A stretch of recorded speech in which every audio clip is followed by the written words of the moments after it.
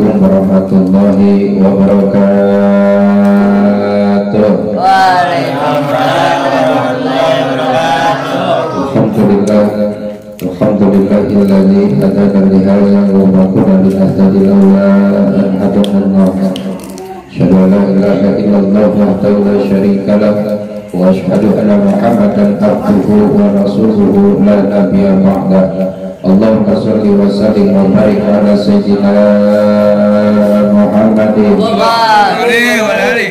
ala alihi wa sahbihi ajma'in, amma ba'du. Qala bisalli sadri wa yassir li amri wahlul 'uqdatam min lisani yafqahu qawli. Sadaqallahul 'azim wa sadaqa rasulillahil habibul karim. Wa nahnu ala dzalika minasyahidin wa syakirin walhamdulillahi rabbil alamin. Puji dan syukur memang bersama-sama kita panjatkan kehadirat Allah Subhanahu wa taala yang alhamdulillah pada kesempatan malam ini kita bersama-sama masih diberikan kenikmatan oleh Allah Subhanahu wa taala, yang alhamdulillah karena kenikmatannya lah kita bersama-sama bisa kumpul, bisa bermuajah di majelis taklim Fathul Qulub ini guna menggugurkan kewajiban kita, yaitu thalabul ilmi. Mudah-mudahan dengan duduknya kita pada kesempatan malam ini ditambah-tambah keberkahan ilmu kita oleh Allah Subhanahu wa taala. Amin. Amin ya Allah ya rabbal alamin. Salawat dan salam semoga tercurah limpahkan ke baginda alam, yaitu habibana wa nabiyana wa maulana Muhammadin sallallahu alaihi wasallam.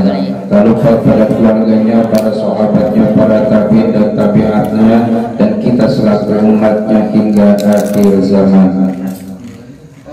Hadirin pemuda-pemudi yang insyaallah dimuliakan oleh Allah Subhanahu wa taala. Alhamdulillah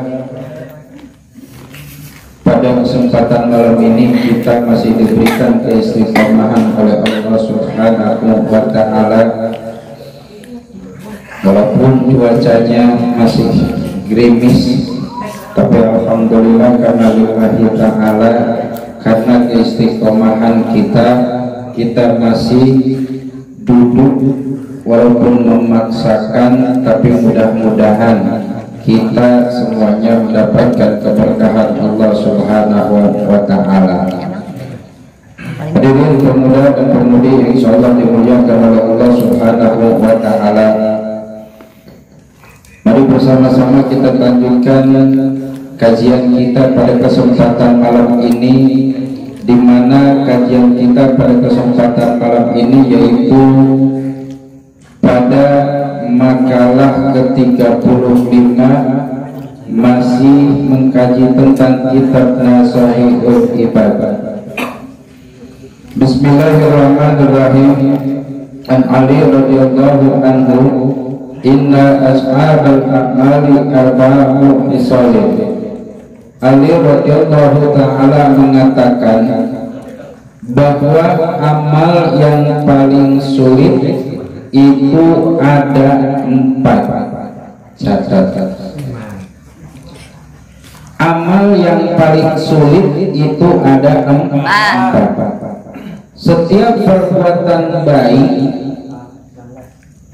di hadapan Allah Subhanahu wa ta'ala itu adalah amal yang bernilaikan pahala di hadapan Allah Subhanahu wa ta'ala. Tapi di sini kata Ali radhiyallahu anhu ada 4 amalan, ada 4 amal yang paling sulit untuk diamalkan, yang paling sulit untuk dijalankan. Apa yang pertama?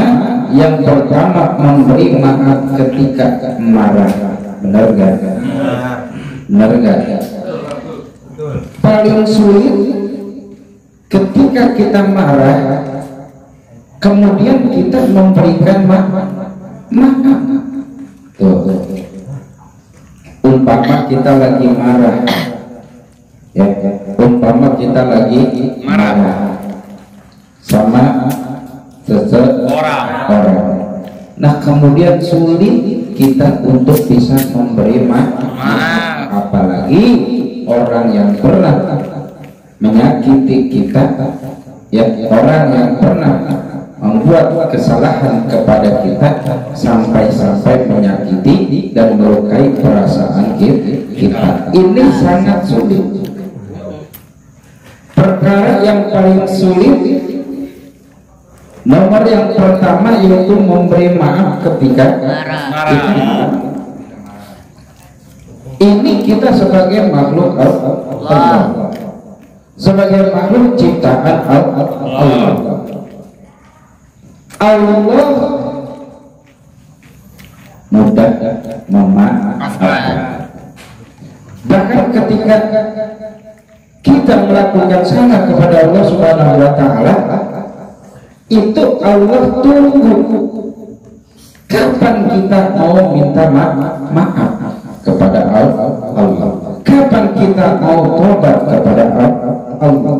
Allah tunggu, Allah beri kesempatan, cuman kitanya saja yang terlena, akhirnya lupa akan dosa kecil, sehingga semakin banyak dosa yang kita perbuat walaupun kecil, semakin lama akan menggunung, akan banyak, akan numpuk, yang akhirnya hati kita tertutup daripada nasihat. Akibatnya hati tertutup, malas untuk melakukan ibadah, khususnya ibadah yang wajib, yaitu sholat 5 waktu. Yang kedua, bermurah hati ketika kita fakir, bermurah hati ketika kita tidak ada, bermurah hati ketika kita tidak punya. Kita mikir, jangankan kita untuk memberi orang lain, untuk diri sendiri pun tidak ada. Ini hal yang perkara yang paling sulit. Umpama contoh, umpama kita lagi tidak ada, kita tidak punya. Nah kemudian ada orang yang minta, nah kira-kira dikasih apa enggak? Dikasih apa enggak? Syukur kalau dikasih. Saya kira kita pikir dulu, buat kita aja tidak ada, apalagi untuk orang lain. Itu seperti itu, ya. Susah memberi ketika kita fakir, padahal Allah sembunyikan ketaatannya, Allah sembunyikan ketaatan kita ketika pahala ketika kita fakir. Dan orang yang fakir ketika ikhlas menjalankan kefakirannya, itu pahalanya teramat luar biasa di hadapan Allah Subhanahu wa Ta'ala. Kali-kali kalau nggak punya jangan ngegerutu. Kali-kali kalau nggak punya jangan ngedumel. Ini yang tidak boleh di hadapan Allah Subhanahu wa Ta'ala. Yang ketiga,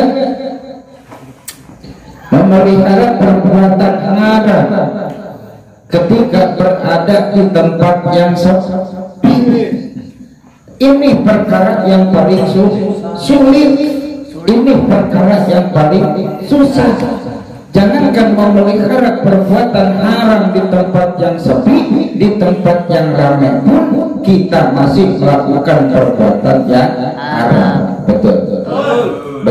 Mana contohnya? Contohnya mata kita. Apalagi laki. Lihat yang agak baik nolan dikit, enggak dilihatin. Mubazir saya, jadi dilihatin dosa, jadi dilihatin. Gaskeun. Masya Allah. Subhanallah. Telinga. Ya, telinga. Bisa bisa untuk melakukan hal perkara yang haram. Contoh dengerin gos bigos, kita dengerin, kemudian kita mengiyakan haram. Tadi telinga kita ketika mendengarkan hal yang tidak betul. Miniap kah, sepek. Hidung kita ya mencium bukan haknya. Mulut kita, apalagi mulut, masya Allah. Subhanallah. Makanya satu riwayat, satu keterangan mengatakan begini, ketika roh kita akan dicabut, maka yang paling pertama itu dari jihad mulut. Ketika roh kita akan dicabut ya, oleh malaikat maut itu, yaitu yang pertama dari jihad mulut. Dilihat oleh malaikat maut, yaitu malaikat Israfil. Ketika akan dicabut ternyata nggak bisa. Kenapa? Karena lebih banyak dipakai mulut kita untuk melakukan kebaikan. Ngomongin batur sering, negosip batur sering, tapi lebih banyak dipakai untuk berzikir, lebih banyak dipakai untuk membaca Al-Quran, lebih banyak dipakai untuk membaca ilmu. Nggak jadi. Balik lagi tuh malaikat lapor sama Allah, ya Allah, ini orang mau dicabut rohnya dari mulut susah. Apa kata Allah? Kenapa? Karena ini orang mulutnya lebih banyak dipakai kebaikan. Ngomongin orang ngomongin, ngegosipin orang ngegosip, berdusta sering, ngebohong Lagi. udah kebiasaan. Nipu sering, ngerayu, Buaya. lalaban. Ayu. Tapi ini ternyata lebih banyak dipakai kebaikan. Enggak jadi dicabut roh kita, enggak jadi. Kata Allah turun lagi, cabut lagi. Dari mana? Dari jihad mata. Enggak jadi lagi. Dari telinga enggak jadi lagi. Dari tangan enggak jadi. Dari kaki enggak jadi juga. Bingung malaikat, kenapa enggak jadi? Karena itu orang banyak melakukan kebaikan. Seluruh anggota badan dari ujung rambut sampai ujung kaki itu dipakai untuk melakukan kebaikan. Makanya kebaikan itu sulit untuk mencabut nyawa. Bagaimana solusinya, ya Rabb? Kata malaikat nih, tulislah namaku di tangan engkau wahai malaikat.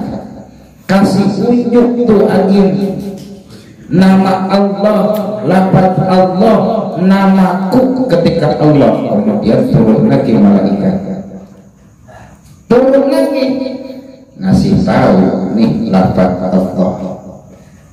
Itu kemudian ruh saking cintanya sama Allah keluar dengan sendirinya. Dicabut ruh itu ibarat luka tersayat-sayat oleh silet disiram oleh garam. Masya Allah. Kulit yang disilet-silet kemudian disiram oleh air garam atau oleh air cuka. Sakitnya luar biasa. Rasul saja merasakan.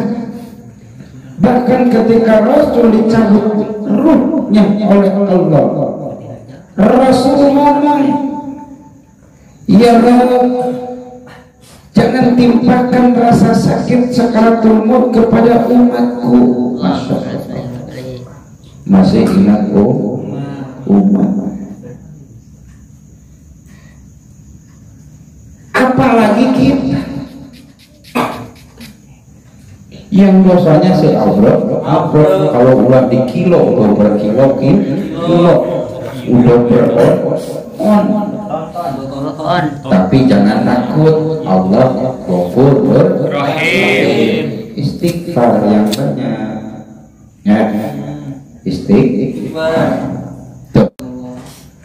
Yang terakhir, mengatakan sesuatu yang hak kepada orang yang ia takuti, seperti raja yang zalim. Ini perkara yang paling sulit.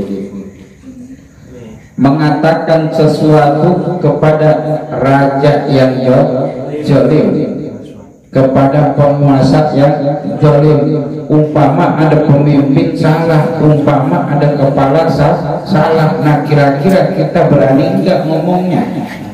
Kagak. Ditembak. Ukurannya apa?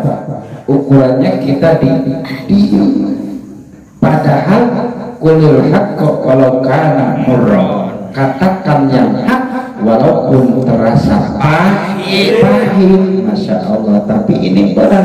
Betul kata Sayyidina Ali bahwa amal yang paling berat ada 4. Yang pertama, memberi maaf ketika kita marah. Yang kedua, bermurah hati ketika kita fakir. Yang ketiga, memelihara diri dari perbuatan haram ketika berada di tempat yang salah. Yang terakhir, mengatakan sesuatu yang hak kepada raja yang zalim atau pemimpin yang zalim. Mudah-mudahan kita semuanya bisa melakukan amal-amal ini sesuai dengan anjuran Rasulullah Sallallahu Alaihi Wasallam. Itu saja karena waktunya malam juga, kurang lebihnya mohon maaf. Assalamualaikum warahmatullahi wabarakatuh.